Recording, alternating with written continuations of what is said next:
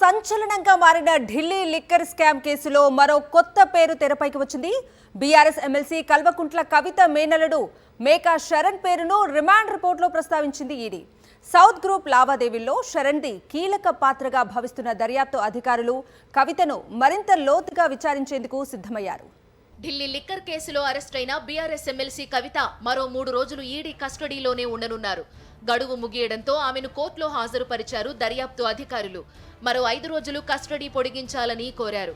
ఈ కేసులో కవిత దాఖలు చేసిన బెయిల్ పిటిషన్ను ఈడీ వ్యతిరేకించింది.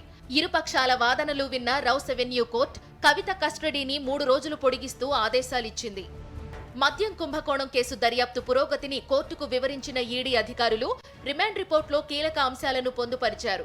7 రోజుల కస్టడీలో కవితను 4 స్టేట్మెంట్లపై ప్రశ్నించినట్టు కోర్టుకు తెలిపారు. ఫోన్లోని డిజిటల్ ఆధారాలను కవిత ధ్వంసం చేశారని, డేటా ఎందుకు డిలీట్ చేశారో ఆమెను అడిగామన్నారు. ఆదాయపు పన్ను వివరాలు, బంధువుల వ్యాపారాల వివరాలు అడిగినా ఇప్పటి వరకు ఇవ్వలేదని దర్యాప్తు అధికారులు రిమాండ్ రిపోర్టులో పేర్కొన్నారు. ఢిల్లీ లిక్కర్ కేసులో మరో కొత్త పేరు తెర మీదకు వచ్చింది. కవిత మేనల్లుడు మేకా శరణ్ గురించి రిమాండ్ రిపోర్టులో ఈడీ ప్రస్తావించింది. ప్రశ్నించేందుకు పిలిస్తే శరణ్ స్పందించడం లేదని, ఆయన వివరాలు అడిగితే కవిత తెలియదు అంటున్నారని కోర్టు దృష్టికి తీసుకెళ్లింది. అందుకే శరణ్ నివాసాల్లో సోదాలు నిర్వహించామని దర్యాప్తు అధికారులు చెబుతున్నారు. ఎమ్మెల్సీ కవిత భర్త అనిల్ సోదరి అఖిల కుమారుడే మేకా శరణ్. మాదాపూర్లోని అఖిల నివాసంలో తనిఖీలు చేపట్టారు ఈడీ అధికారులు. ఢిల్లీ లిక్కర్ కేసులో సంపాదించిన అక్రమ సొమ్మును బదిలీ చేయడంలో మేకా శరణ్ కీలక పాత్ర పోషించినట్టు ఈడీ భావిస్తోంది.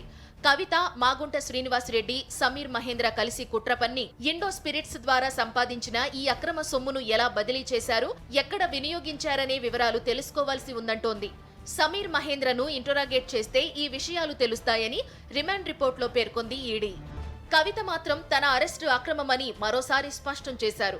న్యాయ పోరాటం చేస్తామన్నారు. కోర్టు హాల్ వద్ద మీడియాతో మాట్లాడిన కవిత లోక్సభ ఎన్నికల ముందు విపక్ష నేతల వరుస అరెస్టులను ప్రశ్నించారు.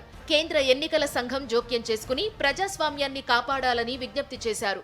इलेक्शन के टाइम पे इतने सारे पॉलिटिकल अरेस्ट करना ये गलत बात है. ECI should intervene. ECI should definitely intervene and protect the democracy in this country.